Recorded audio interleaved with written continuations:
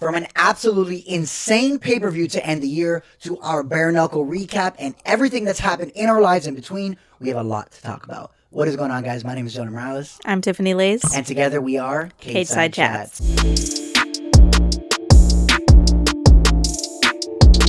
All right, ladies and gentlemen, the last pay-per-view on the ESPN card has wrapped, and it was kind of insane. Yeah. It was absolutely insane. It was so good that it woke her up. Yeah, no, it's been absolutely insane the last few weeks. We decided to take Thanksgiving weekend off just because, like, we wanted to be with our families. I'm sure y'all were going to do the same thing anyway. Some traveling. Yeah, we did some traveling, and I got to see my in-laws, your parents, and life was a little busy, but we're back. Don't think we abandoned you guys. We decided to just, take a break, and then we're back. Better than ever. Rested, kind of, for the most part. Not really. Not really, but nonetheless, I digress. We're here. The last deal, the last fight, the last card on the ESPN deal with the UFC is over. The last pay-per-view. This weekend, obviously, we have the last fight night, but the last major pay-per-view is over, and my goodness, everyone was fighting like they had something to prove. Yeah. And we're going to get into Peyton freaking Talbot. Peyton Talbot made a statement by defeating Henry Cejudo, former double champion in Triple C. I think the UFC has built him up the right way. Yeah. I feel like they didn't just throw him to the wolves. They kind of give him little bit by little bit. Yeah. And then Henry Cejudo was a bigger fight. Right. They threw him into, and he proved himself clearly because that was a great fight. Yeah. I mean, it was 15 minutes of just nonstop. It was one of my favorite fights of nonstop action. They were in the center of the cage just trading. Like, it was crazy. Like, if you're Henry Cejudo, obviously you've done it all. Been there, done that. You've beat every single person. You beat Dominic Cruz. You beat TJ. You beat DJ. I don't think you beat DJ, but you beat DJ for his trade. And it was crazy. I mean, you've done it all. You retired on a high note and then came back, obviously fighting Aljo Marab. And, I mean, listen, he left it all in the cage. And it's kind of crazy because, fun fact, they were training. Him and Peyton were training partners in 2024. And I thought that was going to lead to a stalemate, and it was the complete opposite. Like, Peyton was there to fight. Yeah. And Henry was there to fight. And if you're going to retire, you're going to retire like that. And I mean, when people say, I'm going to leave it all out there, they usually don't. Mm-hmm. They usually are just, jabbing and teeping like Sean Strickland for 15 minutes. But no, these guys literally left it all out there. And listen, enjoy your retirement, champ, and Henry Cejudo. But Peyton Talbot, I mean, what's next for him? I think Cheeto Vera, and we keep leveling him up. Yeah.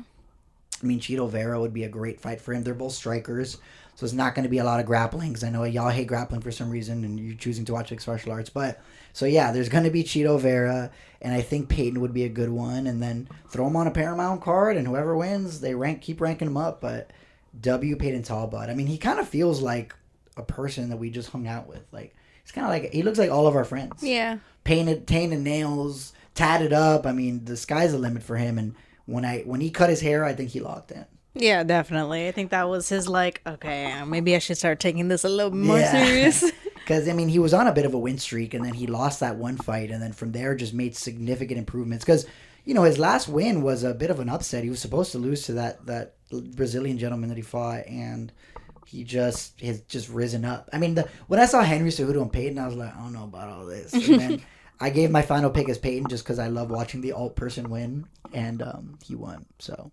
congratulations, Peyton. Moving on to Tatsuro Taira, I mean, he put on a show against Brandon Moreno. Do you agree that it was an early stoppage? Because the internet is on fire right now. Brandon was yes. It was an early stoppage, I'm not going to lie. And I usually don't say that. Yeah. It was definitely an early stoppage. I think Brandon still had at least a little bit left in him. Did he rock him for a second?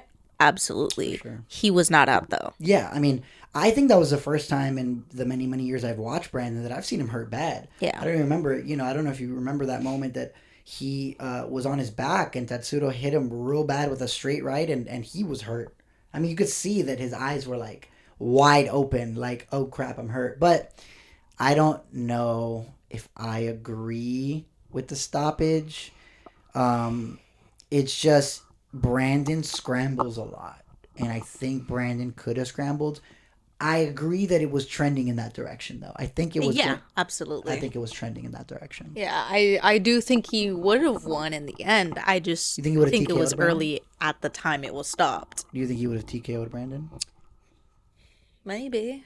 Possibly. Yeah, I mean, I don't know, man. Brandon's also been in the UFC. He's young, but he's been in the UFC for a long time. I mean, 4 fights with Davis and Figueroa is crazy. During the pandemic, they were fighting like every month for some reason. But no, I mean, I don't necessarily agree with the stoppage, but, I think, he just bought himself a title shot because we are now moving on to our next fight in Joshua Van and Alexandria Pantoja. Congratulations, Joshua Van. I love you, Joshua. I love Van. him so much. I love him, but Pantoja get better. It was did you? Oh, they released a stat today. Do you know how many shots Joshua Van landed? He landed 1. He's a 1-punch injury. No, but honestly, it was pretty brutal to watch, and I hope Pantoja gets better because it was shaping up to be an all-time classic. Like Pantoja came out there like, all right, let's go. And then you could see Joshua Van, and I rewatched it. In his mouthpiece, in his Burma mouthpiece, was super sick. I saw him smile, like you could see him smiling, and he was like, "Oh, like we're gonna do this. We're all right, cool." And then Pantoja lands that flush head kick. Well, it was kind of flush, but got through the guard, and then he treetops him. And then when he falls, naturally as a wrestler, we've done this hundreds of times. Like when you're falling on the mat, you obviously are trying to balance yourself and get some stabilization. And bro, his freaking elbow popped out of place. It was insane. Oh, it's a dislocation, by the way. It was a dislocation? Yeah, it looked like it broke, but it's a dislocation. It looked like it did, yeah. I mean, it was nasty. But I knew, by the way, I immediately knew that it was he was hurt. Well, I think everybody saw it But it was it was a look in his eye. Like, it reminded me a lot of Whitaker. Like he visceral. freaked out. Like, he was like, oh shit. Like he was like, oh no. Oh, like I'm hurt. I'm hurt. Yeah. And Joshua Van for not ground him pound. Yeah, because he could have easily been like, I'm gonna take it until the ref takes me. I forgot who said that recently. I was like, shut up. He was like, unless the ref takes me off. It's like he literally went to the ref. He was like, and the ref was like, yeah. I mean, it sucks. But I do think that per DC, I think Pantoja's gonna be out for a while. I do like that Joshua Van was like, I got my belt. That's crazy. Yeah, people are really mad at Joshua Van, and I think it's. I don't know why. It wasn't his fault. I know, but I think people are saying that he should have celebrated less. Guys, I'm gonna say it. He's a kid. He's 24 years old. Come on. He was born in 2001. I don't know, but let him have it. Who the hell cares? He was born in the 2000s, but listen, he's the second youngest champion before John Jones. Now, listen, the nature of the stoppages were different. Because when John beat Shogun tapped to strikes on the way down. Like John beat him so viciously. It was decisive, yes, I understand. It was a beatdown. And like if you watch the thing, Shogun's literally going down, he's like tapping to the strikes before the ref breaks it up. But listen, guys, Joshua Van is now the second youngest champion, and it's very obvious to me. They're going to match up Tatsuro and they're going to match up Joshua Van on a Paramount card. They're strikers. I mean, well, Tatsuro likes taking the back and going for the RNC, but it's going to be on the feet. Yeah. I think it's a fun fight. I think that would be fun. They're both two young guys. I do think that they're both kind of at a similar level, I would say, where like... For sure. Joshua Van is a kid. He just he's getting there. I think that they did throw Joshua to the wolves. Do you think he would have beat Pantoja?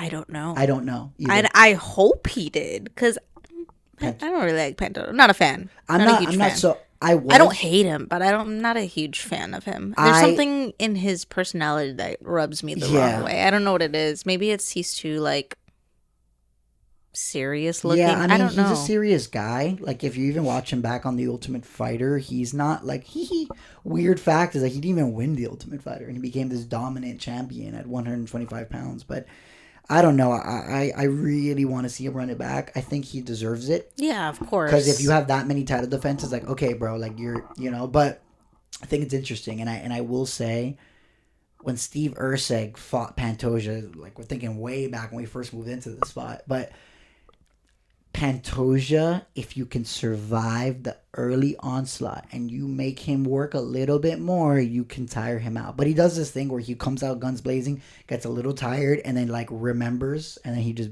whoops you. But obviously, I think Kai Kara France was no match for him. I don't think that was ever a question. But Steve Erceg did show holes a little bit, and I think if you make Pantoja work really hard, he will crack a little bit. But it was shaping up to be an all-time great, and I do hope that Pantoja recovers and we see him back in the octagon in 2026.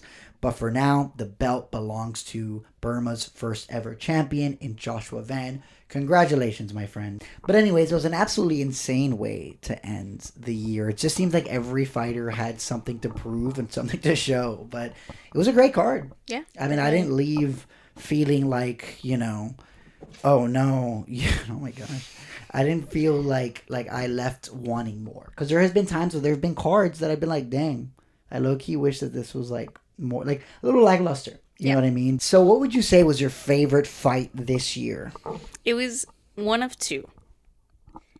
The last Joshua Van card, I think it was an Alex card. I think that card had like back-to-back great fights. Yeah, Brandon Royval versus Joshua Van's my favorite. Yeah, or Khamzat versus Robert Whittaker. Yeah. I think that one was really good.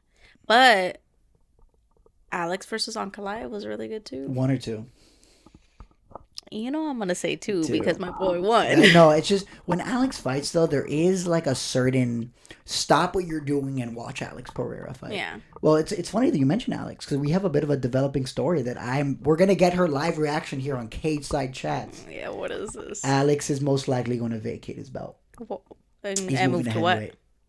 Yeah. He's basically said, I'm pretty much done with this division. I want to move to heavyweight. Well, I mean... So he says, I want John or Tom.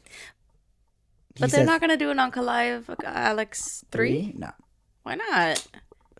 He's like, I'm old. He won the first time. Because Alex won the second time. He wants to make the most amount of money possible and win the biggest fight possible. So I think... John Jones. Yeah.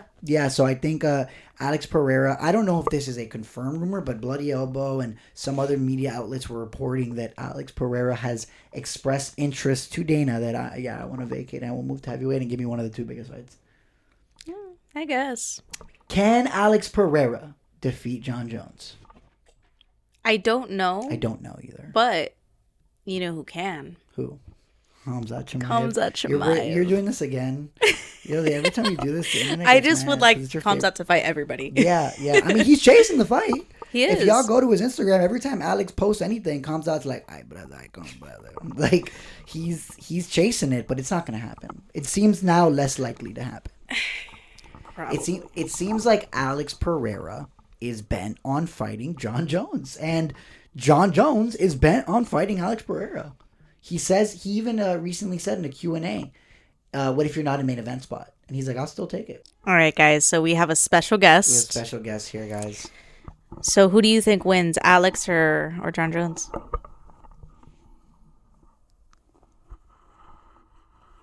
Understood. You heard it here first. Understood. You heard it here first, guys. This is breaking news.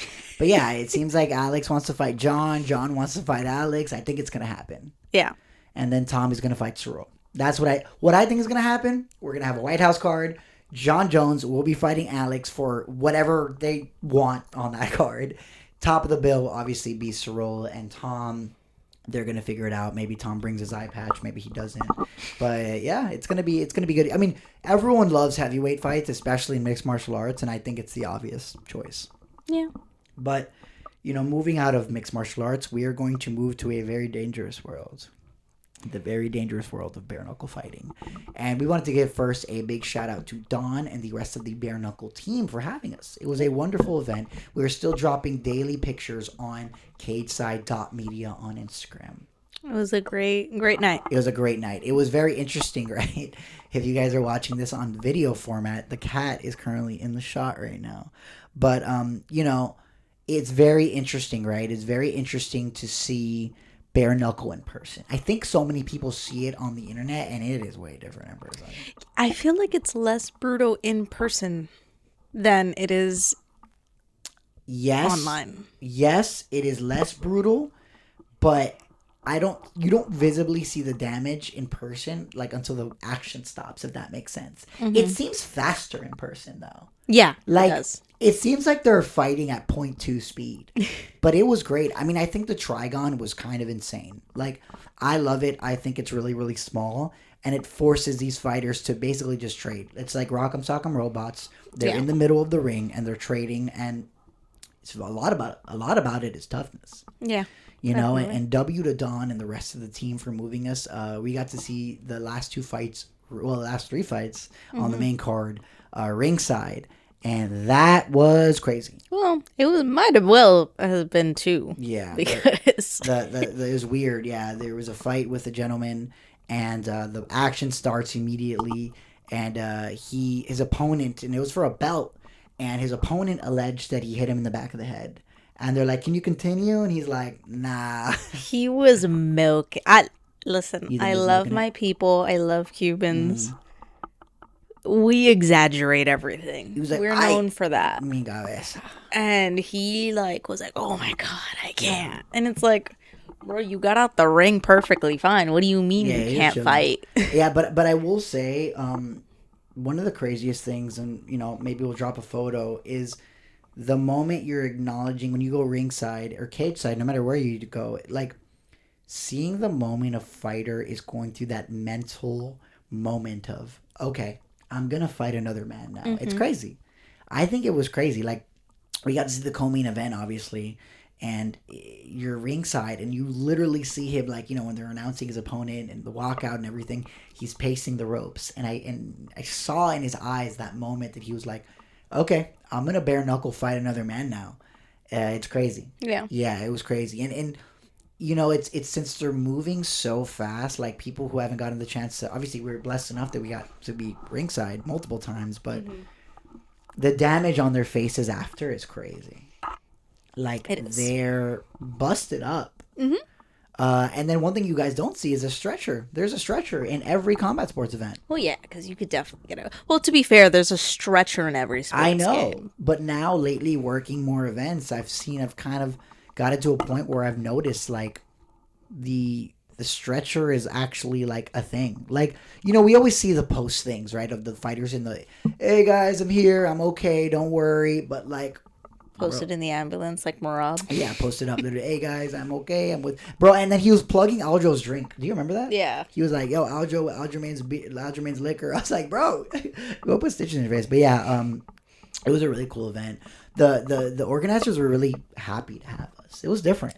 Yeah. Like, Dirty Boxing has treated us amazing. Yes. Bare Knuckle. But you could tell it's a little bit more serious in the sense of, like, they have a lot of sponsors and backers, and they want to keep that professionalism. Yeah. And I feel like Bare Knuckle was more like a... Yeah, I want to see... Friendly, I would say. Yeah. Less... I don't want to say that they weren't professional, because they were, absolutely. But it was definitely a little bit more welcoming to someone that they don't know. Yeah. Whereas Dirty Boxing, we kind of had to build that relationship. Yeah, for sure. That's a really good point, babe. Yeah, I mean... we worked Dirty Boxing 2, then we worked Dirty Boxing 3, and got a little bit of ringside, and then obviously 4 was All Access, W, Joanna, and we were able to, we have a relationship, we can't wait for Dirty Boxing 5, but yeah, it just felt like Bare Knuckle, like, they jumped on a Google Chats with us, like, they were chilling with us on Zoom, like, they were great, and they were super responsive, and all the fighters have been, like, collab posting, which is super awesome. Like, you know what I mean? Like, they all accept our collab. Like, we do it and they boom, post it. So I think it's cool. And one thing that I will say, big W to Bare Knuckle for this, and thank you guys for doing this. We can't wait for the next one, is that they went into our page, liked everything, and then reposted everything, which I thought was super dope because it got us a lot of visibility. We can't wait for the next one. We know what to expect more because Don kept telling us it's going to be fast. And I was like, what? And then I was like, wait, the fights are over. What? Yeah, and it was like 11. Yeah. But we live far. So, I mean, yeah, it's just a lot of it too is crazy because you see, like, the moment the fighters are like, do you want to continue? And they're like, honestly, nah. They're just like, okay.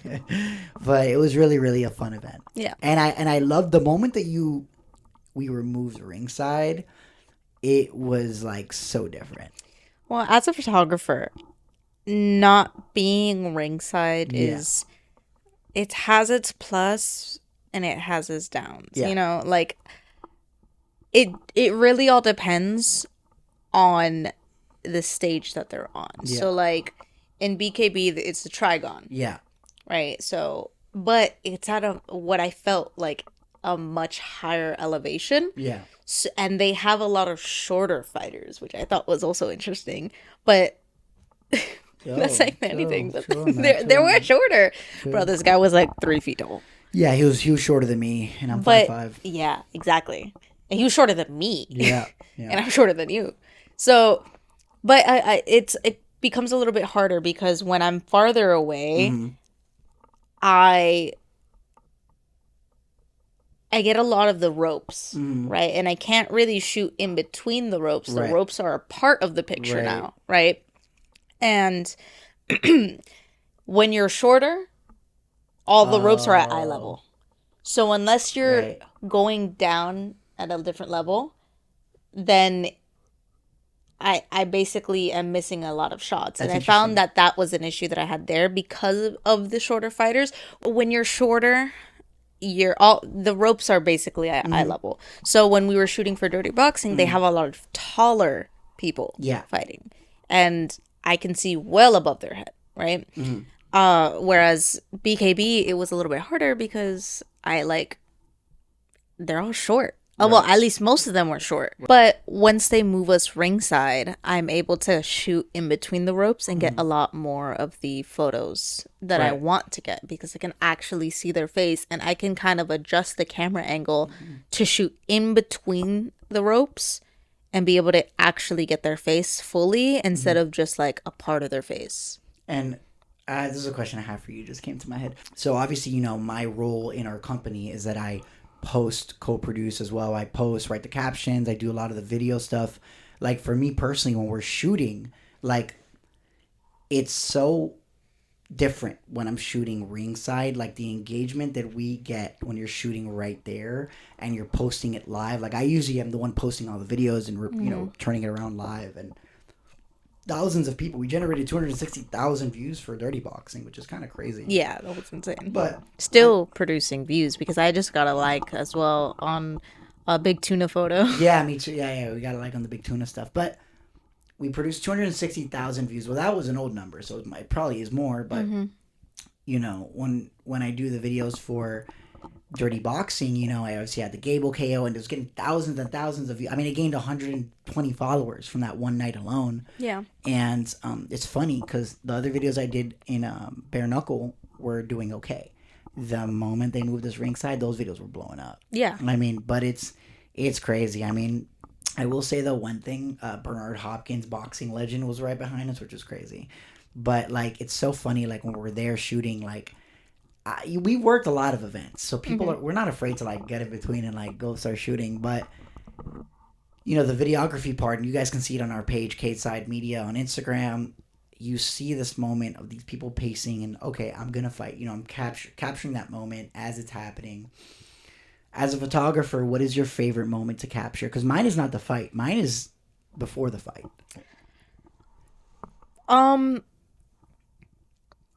I don't know, because I do enjoy the walkouts. Yeah. I love the walkouts. I think the lighting is always really good at a certain point, and it's usually either right as they walk out or like when they're going down the steps. I do really like the action shots. But I think my favorite shots are when I'm shooting the winners at the end, looking at how proud of themselves that they are. Interesting. You're good. I think that's usually tends to be my favorite because they look so happy. You could tell they just went to war and they're just so proud of the work that they put in to get to that point. Interesting. Even at someone's level, like Brian's level, where they've been to the big leagues, right. Like they were there and winning. Right. When they went to a more, not regional, I guess you would call it. Not anymore, but yeah. Not anymore, but like you go to a smaller promotion. A smaller promotion where you're not fighting UFC level anymore, but you're still fighting really good fighters. Yeah. He looked so proud of himself after both of his fights. Yeah. The first one, he was like, I knew I got that. Yeah, shit. the second one was like, I did that. Yeah. You know? Yeah. I feel like he, again, has proven himself a lot. And I really enjoy that. Although he has been at the higher levels, he has still a lot of, how do I say that? I think Brian, he's just humility. Thank you. Humility. He has a lot of humility. When he does get those wins, he's very proud of himself no matter what. Yeah, I mean, Brian is like a real life GTA character. Yeah, bro literally doesn't know that he's famous. But I love him to death. That is a friend of the show. That is our brother. That's our twin, apparently, because he says we're brothers and we're twins. But, yeah, no, I love you, Brian. But, yeah, I mean, I don't know. To me, the moments where you really see them locking in are just, I think they're special moments. Yeah. You know, and when you're shooting these events, and I've gotten the chance to shoot 2 UFC events. Obviously, that's before Cageside Media. You know, it's funny. Like, do you kind of know who's gonna win? Like, do you have a feeling? Like, I think this guy's gonna. I get a vibe. I'm not joking. I do the same thing for UFC. I could tell when someone is going to win just from their walkout and how they are at the beginning before they even get like. Yeah, tap gloves and then fight. Before that, you can usually tell just how, I guess, mentally prepared somebody is, and especially in the walkout, you kind of get to see where they are physically, like how they look physically, how much bigger the other person is, if one looks like they're drained or not. I think that plays a big part. But just the overall vibe, like when Alex lost to Ankalaev the first time, you look drained. I could tell immediately something was off. Yeah. He didn't, like, a vibe was off. You remember when Alex, I'm sorry, we're not gonna, I'm like enjoying riffing right now. Do you remember when Alex just looked mad the second time? He just looked angry. Yeah, he was like, nah, give my Alex shit was back. just frowning. He was like, nah, bro. Like, they had to like be like Alex looked like they were like, Alex, like he was like, let's wrap this up. I'm trying to fight right now. I think it was more of a like, I want my belt back and I'm not going to mess up this opportunity. Yeah. And I think that's where his headspace was, where it was like, I was disappointed in myself and I knew I could do better and I'm going to prove to myself that I can. Yeah. But I mean, how hard is he hitting people? His left hand is the strongest thing. And he hit him with the right hand and he shot a desperation takedown and just the switch elbows. He's going one and then right and left. It's crazy. It's crazy. How would Alex do like in a bare knuckle promotion? He would kill people. No, someone would die. I would pay to see that, actually. Well, you know, speaking of bare knuckle, just one punch, just that one. He would kill somebody. No, yeah, that would be one of the first legal commission deaths in bare knuckle. Dan Hooker, obviously coming off a big loss to Arman Tsarukyan, gonna fight BSD. Has expressed that if he does lose, he's going to fight bare knuckle. I can actually see him being really good at bare knuckle. He's British, right? No, he's from New Zealand. Why did I think he was British? No, he has a New Zealand tattoos, the tribal. I don't know. He's the one that got like tatted all of a sudden, right? Like, where he just got like blacked out. Yeah. Pulled me. I thought he's not from. He's from New Zealand. Yes, bro. Yes. But keep that in. No, but I always thought he was British. My bad. No. But I think if Dan Hooker were to fight bare knuckle, he might pull a Mike Perry. And just like be better. Yeah, I think so. He's gonna go to bare knuckle because BSD is winning that. Yeah, but I'm saying I think him and bare knuckle would be dope. Hear me out. Ooh, ooh, ooh. Just thought came to my head. Clip this. Listen, Dan Hooker has said that he wants to fight bare knuckle. Mike Perry has vanquished every single person that says no. Seriously, like Mike Perry vanquished. MVP. Like, he fought MVP. Like, that's crazy to me. He fought Luke Rockhold. He broke his mouth and he was like, nah, I don't think I want to do this. Then he fights Jeremy Stevens. And then, yeah, I mean, he fights Jeremy Stevens. Hold on, pause. Fight Jeremy? Are they in the same weight class? No, he just fights him wherever. Mike is crazy. No, Mike fights at 170. And Dan Hooker? 155, but he's big. He cuts a lot of weight. Wait. MVP, Mike Perry, Luke Rockhold. I don't think it matters, babe. No, but he fought somebody else and I was like, damn, he beat this person? But yeah, Mike Perry just beat everybody. I feel like if Dan Hooker were to get his inaugural fight in bare knuckle, I think it should be to Mike Perry. Because Mike Perry is the best at vanquishing people that think that they can fight Bare Knuckle. He's crazy. I love him though. We were DMing the other day. So me and my beautiful girlfriend Tiffany have had a relationship that has spanned many decades. She was with me. Decades is crazy. No, sorry, guys. Okay, wait. Sorry, surprise! I'm 50 years old. So me and my beautiful Tiffany, my precious. So me and my beautiful girlfriend Tiffany have been dating for many. Yes, we've been dating for many. Stop it. We've been dating for many years. She's been with me through many decades. Many decades is crazy. Oh my God. Sorry, guys. No, many years. Many bad hair phases. Justin Bieber hair. Bad hair phases.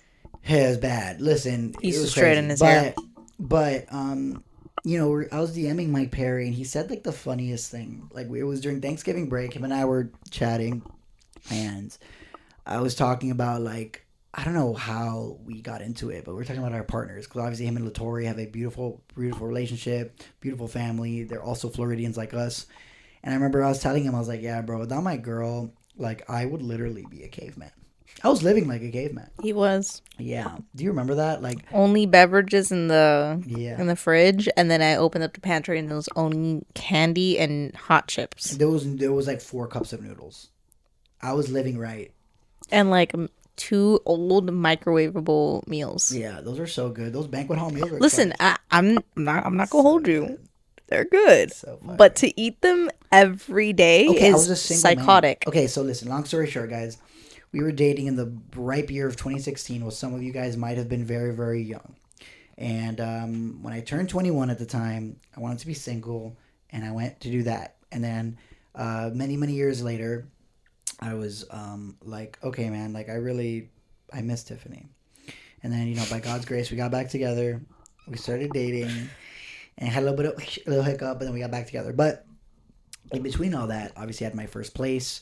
During the pandemic, I moved out, and in my bachelor pad, we had a lot of beverages. Not alcoholic, because I don't be drinking like that. No, just muscle milk, Gatorade, and water. I just think that there's nothing wrong with that. Nothing? No, there was decor on the walls. I don't trust you near a microwave. What happened? I don't even trust you near a microwave. Listen, I had decor on the walls. I had my bills paid, a good credit score. Everything was good to go. I just had no food in the fridge because I was eating out like all the time. It was just me and 2 cats. Okay, so I would cook for myself. You know what? I think you're judging me on this podcast. I am. But yes, long story short, I was talking to Mike Perry about that. I'm tying it all together here, guys. And I was like, yeah, bro, before I had Tiff, like, I lived like a caveman. And then he was like, yes, brother, amen to that. Let's treat our girls right. Let's not be cavemen. So you heard it from Mike Perry. Let's not be cavemen. Let's love our partners. But, guys, we got a lot going on. We got a lot of exciting stuff. A lot of things in the works. I cannot say what's going on yet. We got potential guests, potential new events. We got a lot of things, but I can't say until I know. But, guys, we are going to be signing off for this week because next week we're going to talk about more things and we're going to do kind of more best of moments and things like that. Everything in between. And guys, that was actually fun. We talked about our lives a little bit and not just straight fighting. That was cool. We could do that again. Let me know if you guys liked that in the comments. But guys, that's it for us. My name is Jonah Morales. My name is Tiffany Lays. And together we are Cageside Chats. See you guys next week.